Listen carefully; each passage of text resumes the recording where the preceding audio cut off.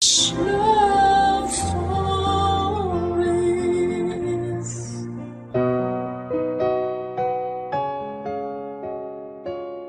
Ang pagbuo ng pamilya ang isa sa mga nakakasabik na parte ng buhay ng tao. Dahil lahat ay kailangang simulan sa umpisa kung saan ay kasama mo ang kabiyak mo sa buhay. Ang sulat na ating babasahin ngayon ay pinadala ng ating kabarangay na si Aika. Isang magalang na manugang at mapagmahal na asawa. Isang babaeng umasa na magsisimula sila ng kanyang asawa kung saan silang dalawa lang ang magkasama. Pero dahil sa mga hindi inaasahang pangyayari ay may mga planong hindi kaagad nasunod. Kinailangan nilang tumira pansamantala sa bahay ng mami ng kanyang asawa. Maayos naman sa umpisa ang pakikisama niya sa pamilya nito. Pero para kay Aika, iba pa rin ang nakabukod silang mag-asawa. Dumating naman ang oras na nagawa nilang bumukod ng bahay pero nandun pa rin ang pakiramdam na parang nakatali pa rin sila sa pamilya nito. Paano nga ba makukumbinsi ni Aika ang asawa niya na mag-focus ito sa kanilang pamilya? May mali nga ba sa gusto niyang mangyari para sa kanilang pamilya? Masyado na nga ba siyang nagiging makasarili? Gusto mo na bang malaman kung bakit mas pinili ni Aika na bumukod silang mag-asawa ng bahay? Handa ka na bang mainis at maiyak sa kwento ng buhay niya? Minsan ba ay nakasamaan mo na rin ang loob ang pamilya ng kapareha mo? Nagawa mo bang makipag-ayos sa kanya? Si Aika kaya? Paano niya pinili ang desisyon na gagawin niya para sa kanyang sariling pamilya? Malalaman natin ang landas na pinili niya dito sa mga kwento ng pag-ibig, buhay at pag-asa sa nangungunang Barangay Love Stories. Matagal ko ng pangarap noon na magkaroon ng sariling bahay kung saan ay makakasama ko ang pamilya ko. Yung pamilya ko na nagsimula at nabuo ng dahil sa wagas na pagmamahalan. Pero hindi naging madali para sa akin bago ko natupad ang pangarap na yon. Napakarami ko ring pinagdaan ng pagsubok para lamang masabi ko na tuluyan na kaming naging masaya ng pamilya ko. Dear Papa Dudut, itago niyo na lamang po ako sa pangalang Aika. 37 years old at nakatira dito sa Cavite. Ang pakikinig sa radyo ang halos araw-araw na libangan ko dito sa bahay. Lalo na kapag wala akong ibang kasama. At kailanman ay hindi naalis sa inyong istasyon na Barangay LS 97.1 ang radyo namin. Pinaka-paborito ko rin ang programa ninyo na Barangay Love Stories. Dahil palaging may life lesson na naiiwan ng bawat istorya na inyong iniere. At sana'y makapag-iwan din ng aral sa ating mga tagapakinig ang kwentong ito ng buhay ko. Nakilala ko ang first boyfriend ko si Ponzi sa isang church service. Maraming taon na ang nakalipas. Sa unang beses pa lamang na nagkwentuhan kami ay magaan ang loob ko sa kanya. Kaya nga nasundan pa ang araw na nagkita at nagkasama kami. Nauwi yon sa ligawan, nasundan ng ilang taon na relasyon. At nauwi sa planong pagpapakasal, Papa Dudut.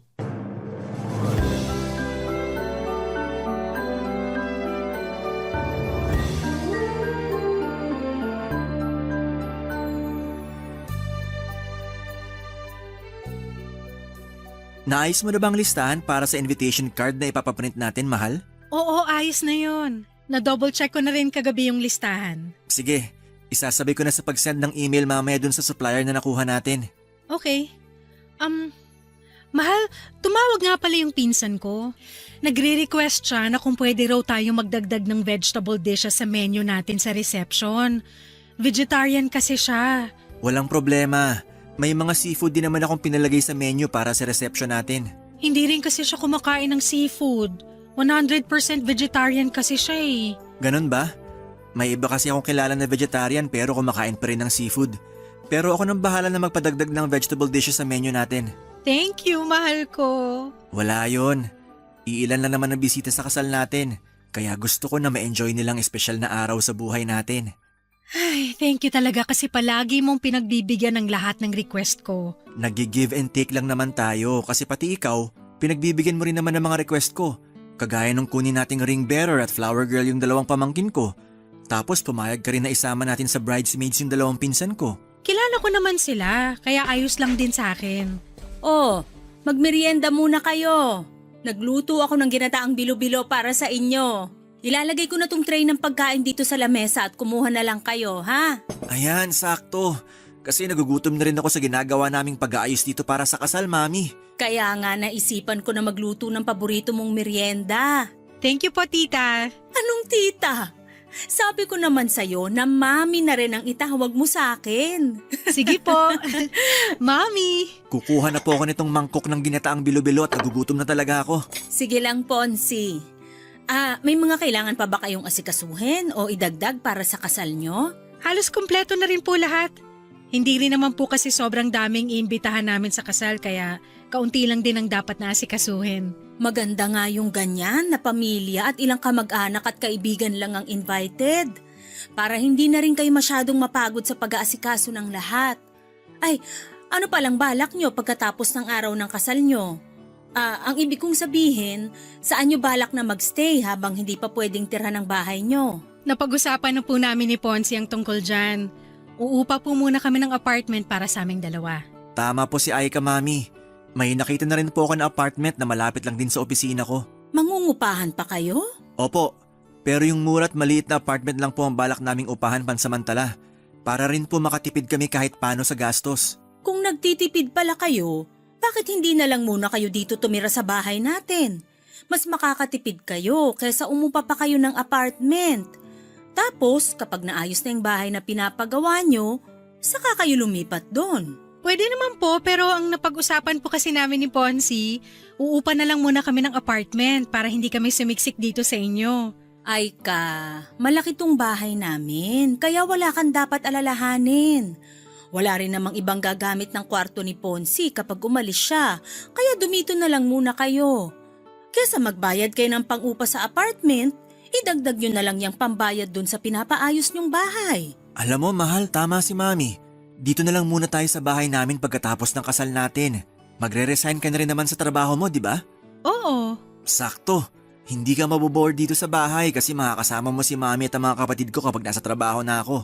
Ano, ayos lang ba sa'yo? Sige, ayos lang. Walang problema sa akin, mahal. Papadudot ilang buwan ding nanligaw noon sa akin si Ponzi. Siya pa nga nagsabi na gusto niyang makilala ang mga magulang ko na noon ay nakatira sa Bulacan. Taga Bulacan kasi talaga ako at sa Cavite lang ako na-assign na magtrabaho.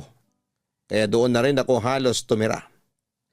Nang dalhin ko siya noon sa Bulacan at pinakilala sa mga magulang ko bilang manliligaw ko, kagad siyang nagustuhan ng mga ito. Natuwa sila kasi pala kwento daw si Ponzi at napaka-komportable nilang kausap ito. Pagkalipas ng isang linggo pagkatapos ko siyang ipakilala sa mga magulang ko ay sinagot ko na rin si Ponzi, Papa Dudut. Ang pakikipagrelasyon kay Ponzi ang desisyon na kahit kailan ay hindi ko pinagsisihan. Wala kasi siyang ibang pinaramdam sa akin kung hindi puro pagmamahal lang. Ang dami niya na ring naging plano noon para sa future namin. Sa first anniversary nga namin, nagulat ako sa naging regalo niya sa akin. Kumuha na pala siya ng bahay na hinuhulugan para sa aming dalawa. Halos maiyak ako noong gabi na yon kasi pakiramdam ko. Parang nananaginip lamang ako. At ilang buwan nang lumipas, nagplano na rin kami na magpakasal. Dahil hindi pa maayos ang bahay namin noon ay tumira muna kami sa bahay ng mami ni Ponzi kasama ang kapatid niya, Papa Dudut.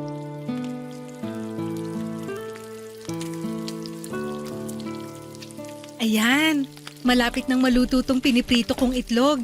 Ang bango naman ng niluluto ng asawa ko. Anong mabango rito? Pritong itlog lang to. Hindi pala yan yung mabangong naaamoy ko. Ikaw pala yun, kaya pala lalo ako nagugutom. Paamoy nga ulit ako sa asawa ko. Mahal, tigilan mo nga yung pag-amoy na ginagawa mo sa leeg ko. Baka umuwi na si Mami at makita niya tayo. Ano naman kung makita tayo ni Mami? Mag-asawa naman tayo eh. Mahal, nakakahiya pa rin. Tsaka amoy pawis na ako kasi ang dami kong niluto para sa almusal natin. Ang aga mo ngang nagising, mahal. Hindi na kita namalayang umalis sa tabi ko. Naghihilig ka pa kasi kanina nung magising ako. Tapos ayan, nakapagluto na ako ng tosino, sinangag at itong mga sunny side up egg. Teka, ilalagay ko lang tong luto ng itlog sa plato. Napakasipag naman talaga ng mahal ko. Pero nahirapan ka bang makatulog dahil sa paghilig ko? Hindi ka naman malakas humilik, mahal. Huwag ka mag-alala. Akala ko napupuyat kita dahil sa lakas ng hilig ko eh. May oras na nagigising ako sa madaling araw pero nakakatulog din naman ako kagad. Kapag gano'n na nagigising ka ng dahil sa hilig ko, tapikin mo lang ako kahit sa braso. Kahit ilang tapik pa hanggang sa maalimpungatan ako tumigil sa paghilik. Basta wag mo lang akong sasampalin ng malakas ha. Grabe ka naman! Hindi ko naman kailangan gawin na sampalin ka pa para lang huminto ka sa paghilik mo. Baka lang kasi naiinis ka kasi nga napuputol yung sarap ng pagtulog mo. Nasanay naman na ako kaya hindi mo kailangan na mag-alala ng ganyan. Masasanay ka talaga kasi araw-araw na tayo magtatabi sa kama. Teka, magbabanyo lang pala muna ako. Sige, patapos naman na ako rito. Ipagtitimpla na rin kita ng kape mo. Okay na siguro tong 5 pritong itlog para sa amin. Ilalagay ko na sa lamesa tong plato ng mga pinrito kong itlog. Ang bilis namang uminit sa labas ngayon, oh. Oh, Aika. Hi, Mami! Saan po kayo galing? Sa Zumba session sa may clubhouse. Kapag ganitong araw ng linggo, maaga talaga akong pumupunta doon para magpapawis. Kaya po pala nung gumising ako kanina, nakita ko po kayong lumabas ng bahay. Oo, maaga rin kasi talaga kaming nag-uumpisa para hindi gaanong abutan ng sikat ng araw. Kung gusto mo, pwede ka ring sumama sa akin doon. Magandang exercise ang Zumba para sa katawan natin. Naku, wala po akong hilig sa mga Zumba o exercise pero sige po. Sasama po ako minsan kapag sinipag ako. Sakto rin po ang uwi niyo kasi katatapos ko lang po magluto ng almusal natin. Naku, hindi pala kita nasabihan tungkol sa almusal ng mga anak ko. Bakit po? May mali po ba sa niluto ko? Ay, yung dalawang nakababatang kapatid kasi ni Ponzi, magkaiba sila ng gustong luto sa itlog. Yung isa, gusto niya na puro egg white lang. Yung bunso ko naman, gusto niya na yung egg yolk lang ang para sa kanya. Kaya kailangan na magkahiwalay ang prito ng egg white sa egg yolk. Since luto na to mga to, hindi po ba pwede na ihiwalay na lang natin yung egg yolk sa egg white? Naku, hindi nila kakainin kapag ganun ang ginawa natin. Pero sige, ako na lang ang magpiprito mamaya ng para sa kanila. Sigurado naman ako na hindi pagising yung mga yon. Kukuha lang ako ng pamalit kong damit para makaligo na rin muna ako.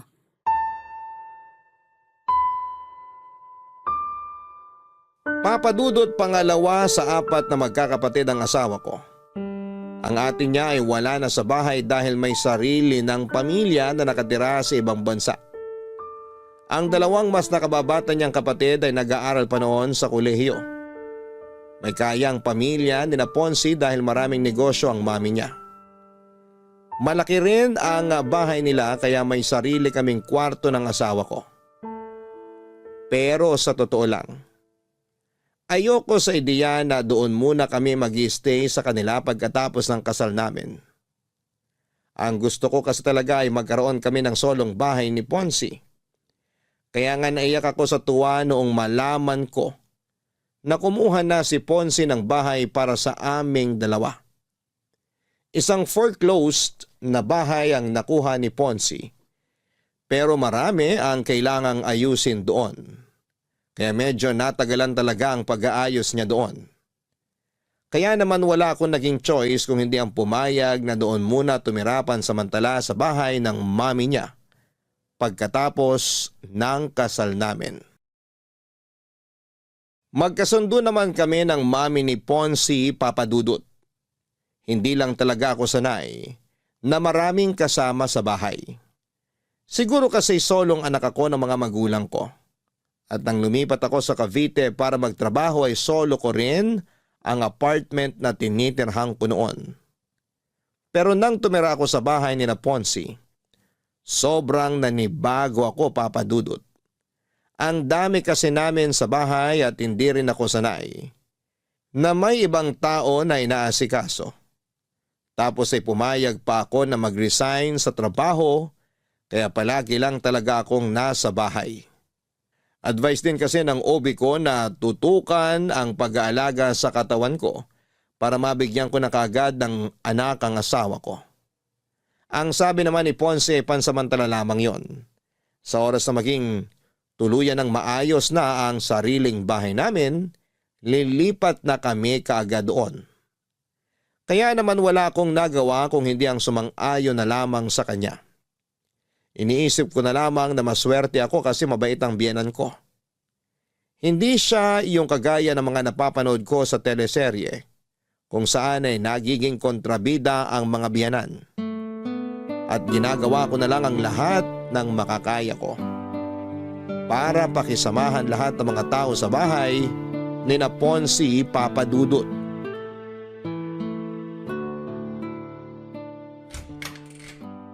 Ay, buti na lang wala masyadong traffic pa uwi. Mabuti naman at nakauwi ka na, mahal. Akala ko nga maiipit pa ako sa traffic kasi Friday ngayon. Oo nga, tapos araw din ng sweldo kaya ina-expect ko rin na mas late ka pang makakauwi. Gusto ko na nga matapos ang meeting namin kanina kasi inaantok na rin talaga ako. Nagugutom ka ba? Hindi, Sigurado ka? Pwede ko namang iinit yung dinner namin na tinola kanina. busog pa ako. Kasi umorder din ng pizza yung manager namin kanina. Kaya may pagkain kami habang nagmi-meeting. Yun talagang dahilan kung bakit inantok ako. Kasi nabusog ako dun sa pizza. Ay, makahiga nga muna dito sa kama natin. Sandali lang, ikukuha muna kita ng pambahay. Mamaya na. Huwag ka munang umalis dito sa tabi ko. Hindi ka ba muna maliligo o magpapalit ng damit? Mamaya na. Payakap muna ako sa asawa ko. Ito, yayakapin kita ng sobrang higpit. Ay, ang sarap naman talaga ng yakap ng asawa ko. Nakakawala ng pagod. Gusto mo i-massage kita? Mamaya na lang, mahal. Mas gusto ko magpahinga dito sa mga yakap mo. Bakit nga pala gising ka ng ganitong oras? Pasado 11:00 na rin ah. Ang totoo, kanina ko pa rin gusto magpahinga pero hindi ako makatulog. Bakit? May masakit ba sa'yo? Masama ba pakiramdam mo?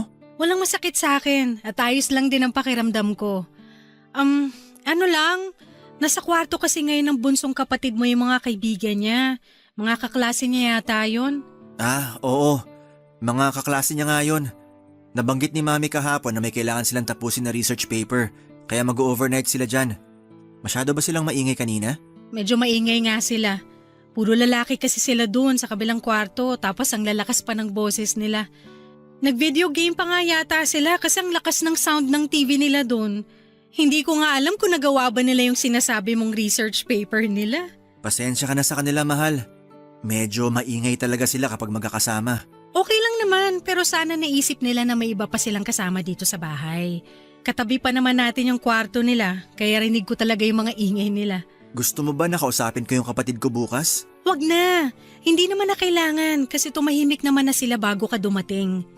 Tsaka hindi lang siguro ako sanay na may ganun kaingay sa gabi. Siguro nga, mahal.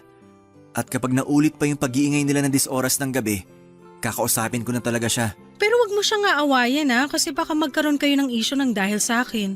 Oo, hindi ko gagawin yan. Alam mo naman kung gaano ako kahinahon kapag may gusto akong ayusin na gusot sa ibang tao. Pwede rin naman nasanayin ko na lang muna ang sarili ko sa ingay nila. Minsan lang naman sila pumunta dito sa bahay, 'di ba? Kapag sem break nila, mas madalas sila dito sa bahay, mahal. Ganun ba? Sige, mukhang kailangan ko na rin talagang masanay sa ingay nila. Pasensya na talaga, mahal. Basta kapag naulit pa to, kakausapin ko ng kapatid ko para hindi nila maistorbo ang pagpapahinga mo.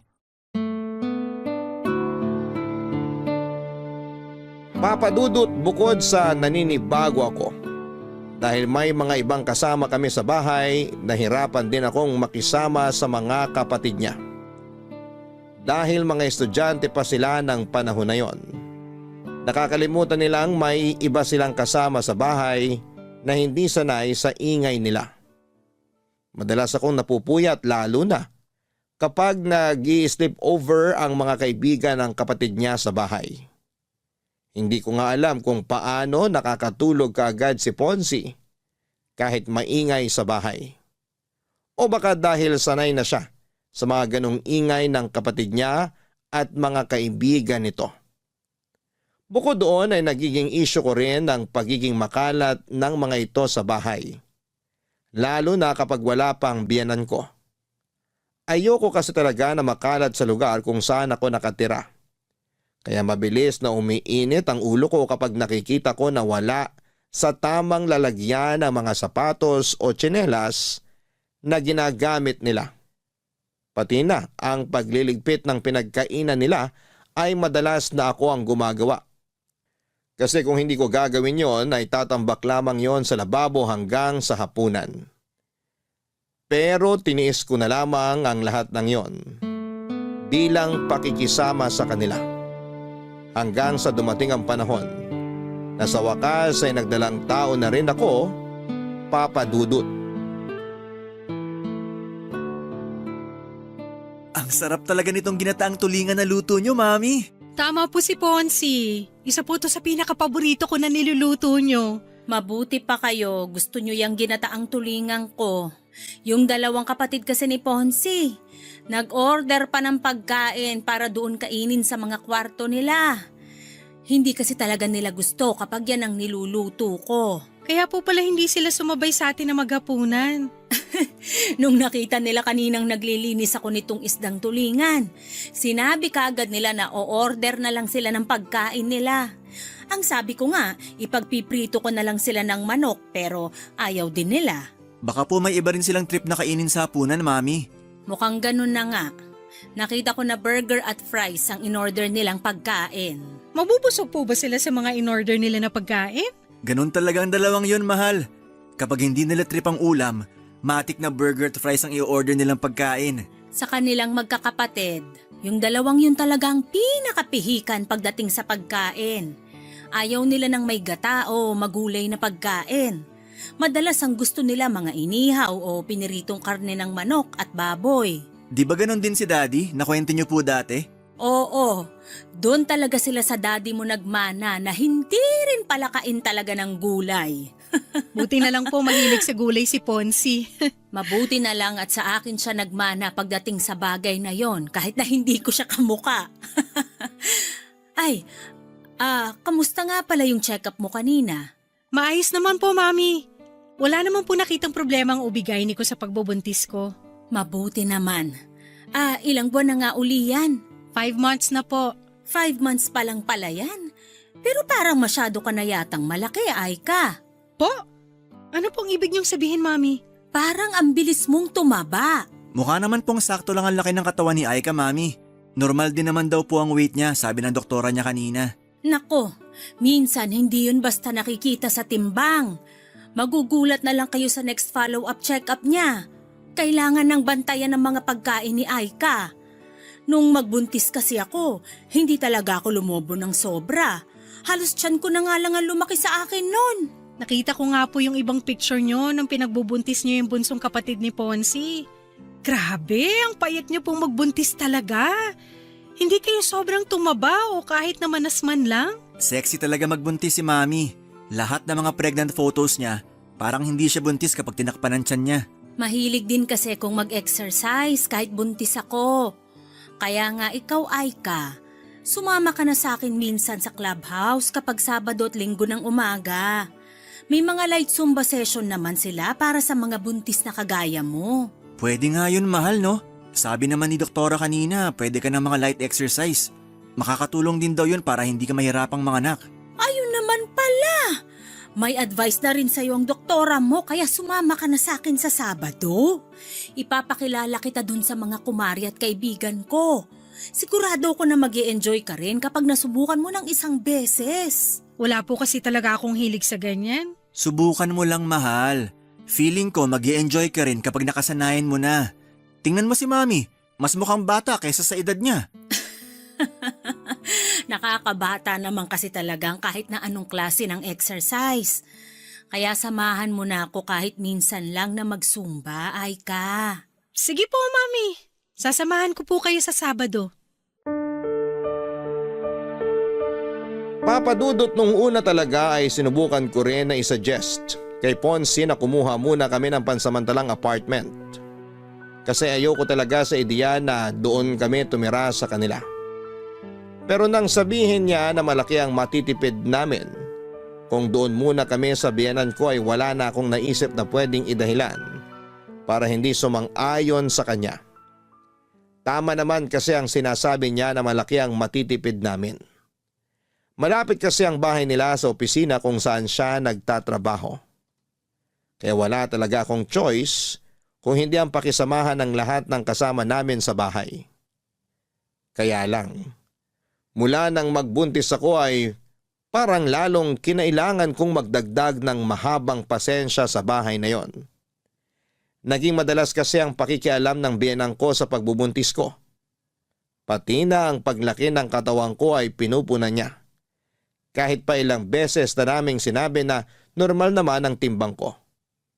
Samantalang ang mga magulang ko ay bihirang magbigay ng kahit na anong paalala na alam nilang pwedeng makaapekto sa damdamin ko. Bilang isang buntis, nagiging emosyonal talaga ang isang babae. Mabilis kaming mainis, masaktan o maiyak. Kaya naman ilang beses kong pinigilan na magpakita ng kahit na anong inis sa tuwing kaharap ko ang biyenang ko na may sinasabing hindi masyadong maganda, Papadudot. Papadudot, ang mami halos ni Ponce ang kasama ko sa ilang buwan ng pagbubuntis ko. Malayo kasi ang mga magulang ko kaya minsan lang silang makadalaw sa Cavite.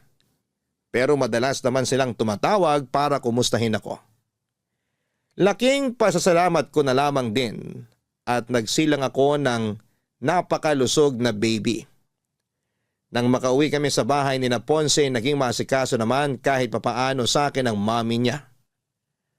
Ayun nga lang, napipilitan akong sumama kay mami ng ilang beses sa pagsusumba niya sa clubhouse. Kahit na hindi ko to nai-enjoy talaga.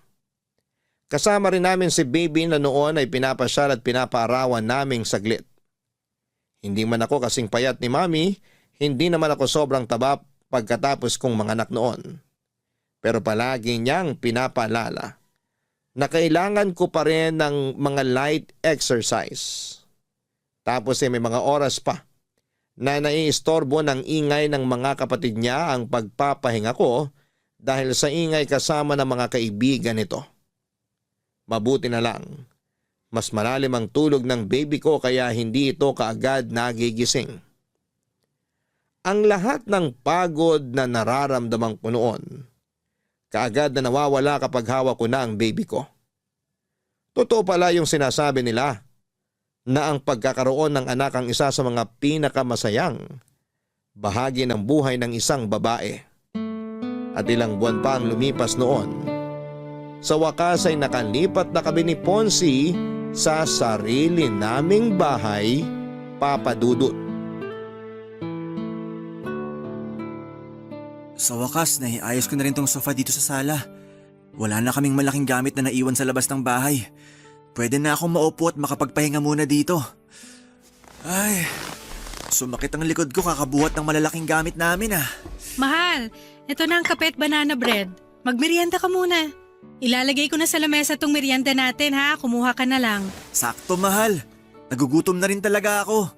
Ang ganda ng pagkakaayos mo ng mga gamit dito sa sala, mahal.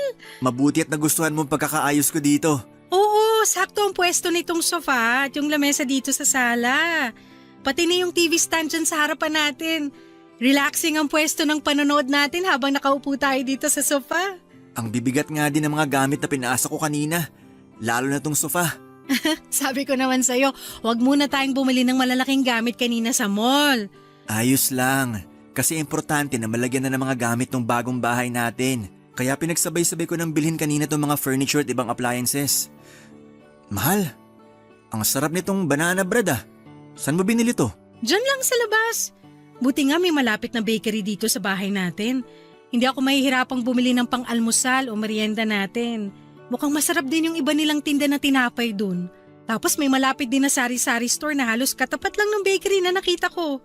Sakto. Hindi mo na kailangan pumunta sa malayo para makabili ng mga pagkain at iba pang kailangan dito sa bahay. Oo, kina mami kasi ang layo ng mga tindahan mula sa bahay nila. Kaya hindi ako masyadong nakakalabas noon. Kaya nga kapag nag-grocery si Mami, maramihang supply na talaga ng pagkain at iba pa niyang kailangan ng binibili niya. Ayaw niya rin kasing lumabas-labas ng bahay kasi malayo talagang tindahan dun sa bahay eh. Sa bagay, nakakatamad talaga na maglakad ng malayo kung toyo o suka lang naman ang bibilhin mo. Mahal. Pasensya na pala kung hindi na ako nakatulong sa pag-ayos dito sa sala. Ang tagal kasi bago nakatulog ni baby sa kwarto. Ayaw niyang tumigil sa pag-iyak mula nang makauwi tayo galing sa mall. Narinig ko nga. Mukhang naninibago pa rin siya hanggang ngayon dito sa nilipatan natin. Pangatlong araw pa lang din kasi natin ngayon, kaya sigurado kung nakakaramdam pa rin siya ng pagbabago sa paligid niya. Pero grabe, ang sarap sa pakiramdam na nakatira na tayo sa sarili nating bahay. Simula pa lang to, mahal. Simula pa lang to ng pagtupad natin sa mga pangarap natin. Oo, sa wakas. Mas nararamdaman ko nang naaabot natin ang mga plano at pangarap natin. Pasensya na, mahal, kung medyo na-delay ng konti ha. Hindi mo kailangang humingi ng pasensya. Dahil alam ko naman na ginagawa mo ang lahat para sa pamilya na to. Basta babawi ako sa inyo ng anak natin, mahal. Ito na ang totoong simula ng pagtupad ko sa mga pangako ko sa iyo bilang asawa mo.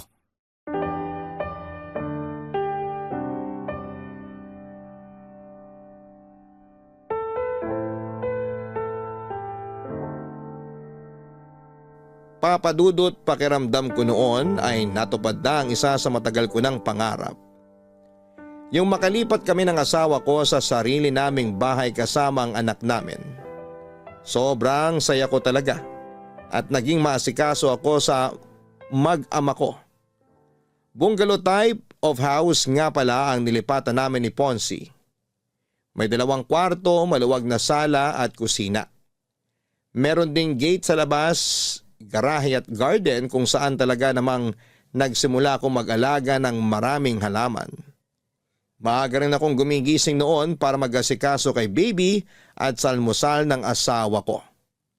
Bukod sa pag-aalaga sa anak namin at pag-asikaso sa bahay, ay naging libangan ko rin talaga ang pag-aalaga ng mga halaman habang nakikinig sa iyo, Papa Dudut, sa radyo.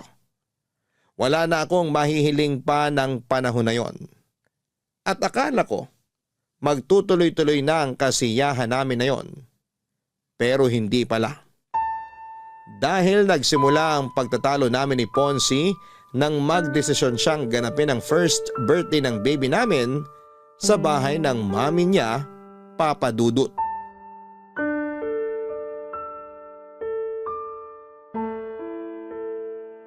Ang dami namang hugasin dito sa lababo. Makapaghugas nga muna. Mahal? Anong ginagawa mo dito sa kusina? Hindi mo ba nakikita? Maghuhugas ako oh. Oo nga, nakikita ko.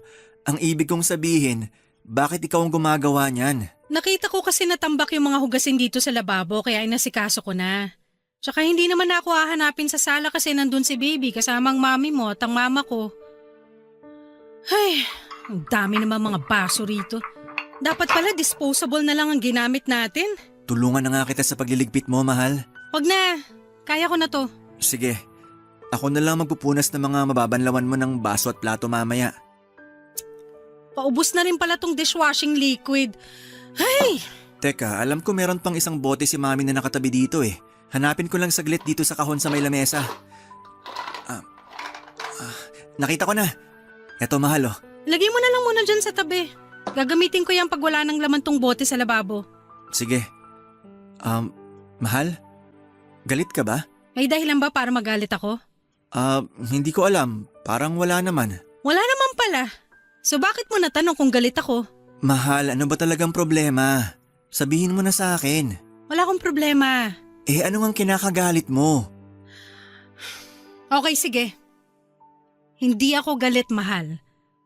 Medyo naiinis lang ako. Naiinis ka saan? Hindi mo ba talaga alam kung saan ako naiinis?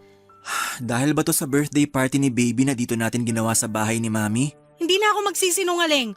Oo, ang sagot ko sa tanong mo na yan. Akala ko ba okay lang sa'yo? Anong hindi magiging okay sa akin? Nakapagdesisyon ka na. Pasensya na, mahal. Akala ko kasi ayos lang talaga sa'yo. Mahal, alam mo kung gaano ako ka-excited nang makalipat na tayo sa wakas sa sarili nating bahay. At akala ko ganun ka rin, na masaya ka rin kasi may sarili na tayong bahay. Masaya naman ako. Sino bang may sabing hindi? Kung talagang masaya ka, bakit kailangan mo pang pumayag na dito mag-celebrate ng first birthday si baby? Mahal, first birthday to ng anak natin. Alam mo ba kung gaano kahalaga yun? Sina mama at papa nga kanina pa nagtatanong kung bakit hindi raw tayo nag-celebrate sa bahay natin. Akala nila, kaya tayo lumipat tong nakaraang buwan para saktong dun tayo mag-celebrate sa bahay natin. Pero hindi. Hindi natin ginamit yung pagkakataon na gawing mas espesyal sana ang birthday ni baby. Mahal, huwag ka nang umiyak. Naiinis lang ako kasi sobrang excited ko na gumawa na tayo ng maraming memory sa sariling bahay natin. Tapos parang magkaiba naman pala tayo ng mga plano sa buhay. Parang hindi ka naman talaga masayang tuparin lahat ng pangako mo sa akin. Mahal, hindi totoo yan. Sorry na. Matagal na rin kasing naplano ni Mami tong birthday party ni baby. Pero ito, promise ko sa'yo, sa mga susunod na birthday party niya, doon na natin palagi gagawin sa bahay natin. Hindi na tayo magsa-celebrate sa ibang lugar.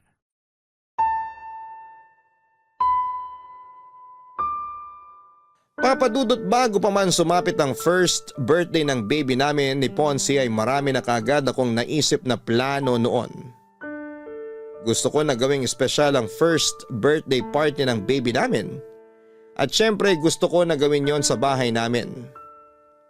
Pero 2 linggo bago ang araw na yon, nag-dinner kami sa bahay ng biyenan ko. Nagulat ako nang alokin ni Mami si Ponzi na doon sa bahay niya ganapin ang first birthday party ni baby. Pero mas nagulat ako nang pumayag kaagad si Ponzi sa sinabing yon ng mami niya. Dahil ayoko na magkaroon kami ng isyo ng biyenan ko, sumang-ayon na lang din ako sa sinabi niya kahit sobrang labag sa loob ko. First birthday kasi yon ng baby namin. At naniniwala ako na dapat doon yon ganapin sa sariling bahay namin. Nang dumating nga noon ang mga magulang ko sa first birthday party ni baby, pasimple silang nagtanong kung bakit hindi sa bahay namin ginanap ang party na yon. Sinabi ko na lang na matagal nang napagkasunduan ni na Ponzi at ng biyanan ko na ganapin yon sa bahay nila, Papa Dudut. Papa Dudut, nagkaayos din naman kaagad kami ni Ponzi noon. Nangako kasi siya na sa mga susunod na birthday celebration ni baby ay doon na yon gaganapin sa bahay namin. Naintindihan niya naman daw ang point ko na gusto kong mas maramdaman ang pagsisimula namin bilang isang pamilya. At hindi namin magagawa yon kung halos araw-araw kong dumalaw sina Mami sa bahay namin. Mabuti na lamang at nabawasan na ang oras ng pagbisita niya nang minsang magkasakit ang bunsong kapatid ni Ponzi na kinailangan itong asikasuhin. Napapansin ko na rin noon na may mali sa asawa ko.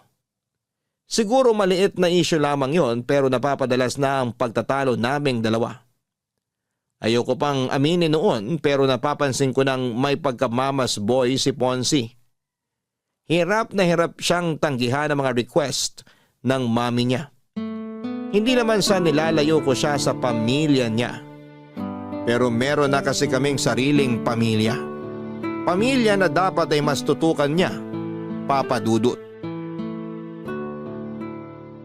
Mukhang mas okay na tong pagkakaayos ko sa Christmas tree namin. Mas naging makulay na siya dahil sa mga dinagdag ko na decoration.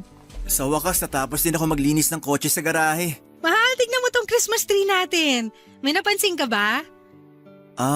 Parang naging mas makulay siya. Dinagdagan ko kasi yan ng mga decoration. Naglagay ako ng gold ribbon dito sa may bandang ibaba. Silver snowflakes dito sa gitna.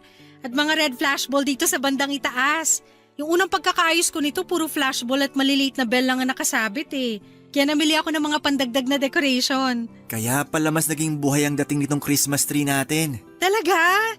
Mas gusto mo ba to kaysa sa unang pagkakayos ko nito ng 1 linggo? Oo, mahal. Mas gusto kong pagkakaayos mo ngayon dyan sa Christmas tree. Ay, mabuti naman. Parang pang-4 na beses ko na yatang inaayos yung mga decoration nito. Napansin ko nga yan. Na palagi kang may napapansin sa mga decoration na nakasabit dyan. Gusto ko kasi na sobrang ganda nito lalo na sa Pasko. Yun din naman ang gusto ko, mahal. Kaya nga sobrang thank you sa effort na ginagawa mo para mas mapaganda pa ang Christmas tree natin. Wala yun. Siyempre excited lang talaga ako na mag-celebrate ng first Christmas kasama si baby. Nabalot ko na nga rin pala yung mga regalo natin para sa ibang inaanak natin. Nandyan na rin sa ilalim ng Christmas tree. Parang ang daming regalo nito ah. Hindi pa nga kumpleto yan kasi may mga regalo pa ako na hindi napabalot. Yung mga regalo natin sa mga pamangkin natin at mga kapatid mo. Mabuti na lang talaga at maaga tayong nakapamili. Ayoko rin kasi talaga ng nakikipagsiksikan sa mga tao sa mall. Kahit alam ko na mas malaki ang discount kapag malapit ng Pasko, hindi pa rin tayo pupunta doon. Mas pipiliin ko pa rin yung araw na makakapamili tayo ng wala masyadong stress. Ay naku, ako rin. Ayoko na masyadong stress kapag namimili tayo lalo na't kasama natin si baby. Naalala ko tuloy nung tuwang-tuwa siya habang nasa mall tayo. Ang dami niya kasing nakikita na bago sa paningin niya. Kaya dalasan natin ng pamamasyal para hindi siya manibago sa tuwing lalabas tayo. Mabuti naman at naisip mo yan. Dahil plano ko na rin sabihin sa'yo yan. O nga pala, bukod sa buttered shrimp, smoked salmon pasta at graham de leche, ano bang request mo na iluto ko para sa Noche Buena natin? Okay na yun, mahal. Ang dami na nga nung mga binanggit mo eh. 3 klaseng pagkain lang yung sinabi ko. Oo, alam ko. Pero hindi mo na kailangan damihan ng iluluto mo. Sigurado kasi ako na marami ring iluluto si Mami para sa Noche Buena. Baka hindi na natin matikman lahat kung dadamihan natin ng dalang pagkain sa bahay niya. Teka, tama ba ang pagkakaintindi ko sa sinabi mo, mahal? Doon tayo magno-Noche Buena sa bahay ni Mami? Oo, mahal. Hindi ko na kasi natanggihan si Mami nang mag-request siya sa akin. Alam ko na dapat first Christmas natin to ngayon dito sa bahay natin. Pero pagbigyan na natin si Mami kasi dito naman natin sa bahay sasalubungin ng bagong taon.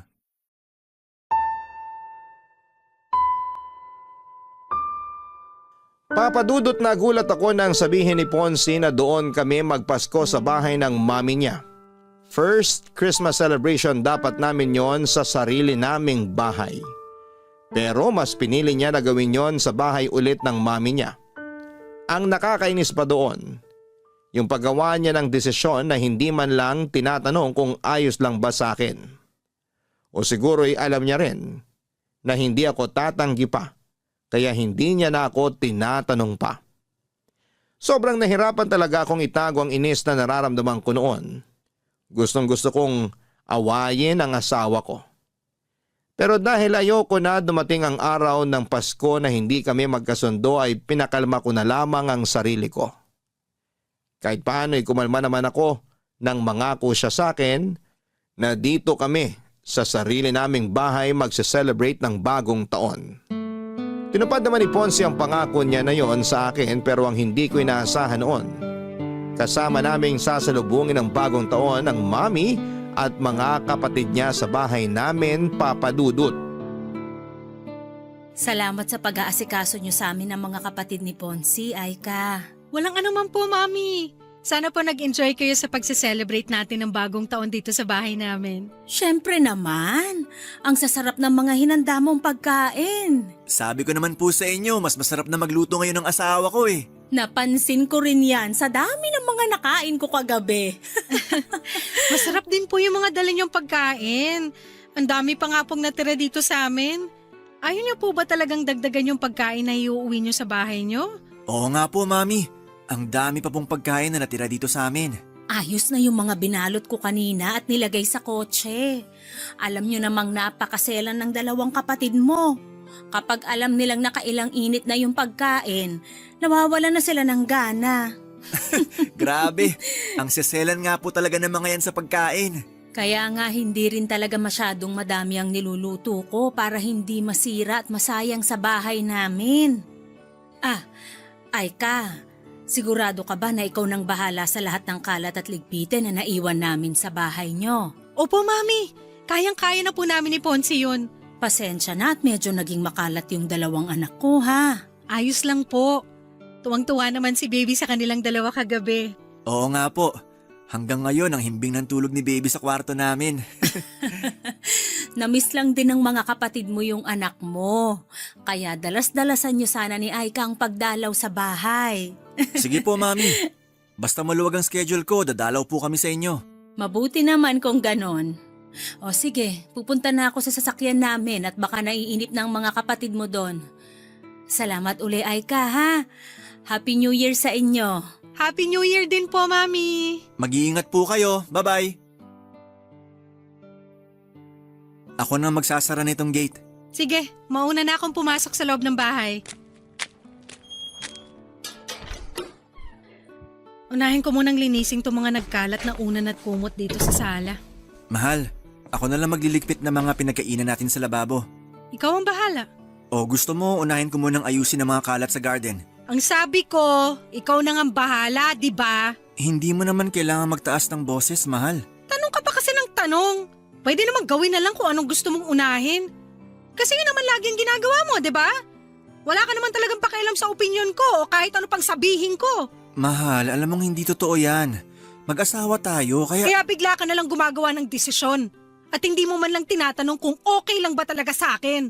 Tungkol ba to sa pagse-celebrate natin ng bagong taon kasama sina Mami? Oo! Ay ka, tinanong naman kita tungkol doon at ang sabi mo, ayos lang nakasama natin sila na salubungin ng bagong taon. Ponzi, tinanong mo yan sa akin nung nandyan na sa labas si na Mami. Alangan namang humindi ako at palisin ko sila, di ba? Alam mo, akala ko talaga naiintindihan mo na ako pero hindi pala! Sorry, akala ko talaga walang issue sa'yo na kasama natin ang pamilya ko. Wala naman talagang issue sa akin na makasama natin sila. Ang issue dito, hindi mo pinapaalam sa akin na maayos yung mga desisyon na ginagawa mo. Akala ko ba dalawa tayo sa relasyon na to? Pamilya tayo, di ba? Bakit hindi ko maramdaman yon? At bakit ayaw mo hayaan na makapagsimula tayo ng tayo lang ng anak natin? Ponzi, hindi naman sa pinagdadamot kita sa pamilya mo. Pero sana naman, hayaan mo na makapagsimula tayo ng tayong tatlo lang ng anak natin. Yung tayong tatlo lang dito sa sarili nating bahay. At hindi natin magawa yon kung palagi tayo nakadikit sa mami mo. Yun lang naman ang hinihiling ko. At sana maintindihan mo kung bakit hinihiling ko to sa'yo. Papadudot bago dumating ang Mami at mga kapatid ni Ponzi ay nakapagluto na ako ng handa para sa amin. Simple lang ang mga niluto ko kasi tatlo lang naman kami noon sa bahay. Yun pala ay mali ang inaasahan ko na mangyayari sa pagsalubong namin ng bagong taon. Nagulat na lamang ako ng bandang 8:00 ng gabi noon ay dumating ang biyenan at mga bayaw ko. Ang dami nilang dalang pagkain at doon pa lang, alam ko na kaagad ang plano nilang gawin. Nang makita ni Ponzi ang pagtataka sa mukha ko ay ngumiti lang siya at sinabi niya sa akin na tumawag raw sina Mami para sabihin na on the way na ang mga ito papunta sa bahay namin. Kumbaga hindi na rin siya nakatanggi sa mga ito.